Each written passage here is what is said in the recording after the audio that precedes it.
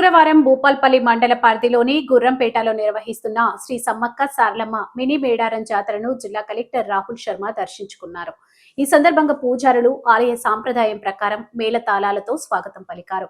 జిల్లా కలెక్టర్ అమ్మవార్లకు ప్రత్యేక పూజలు నిర్వహించి బంగారం చెల్లించారు. జాతరకు వచ్చిన భక్తులకు ఎలాంటి ఇబ్బందులు కలగకుండా అవసరమైనటువంటి అన్ని ఏర్పాట్లు పకడ్బందీగా చేపట్టాలని అధికారులను ఆదేశించారు.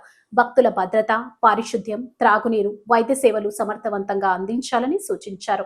జాతరను శాంతియుతంగా భక్తి శ్రద్ధలతో నిర్వహించేందుకు అన్ని శాఖల సమన్వయంతో పనిచేయాలని కలెక్టర్ తెలిపారు. ఈ కార్యక్రమంలో ఆర్డీఓ హరికృష్ణ, తహసీల్దార్ శ్రీనివాస్, ఎంపీడీఓ తరుణ్ ప్రసాద్ తదితర అధికారులు, ఆలయ సిబ్బంది, పూజారులు తదితరులు పాల్గొన్నారు.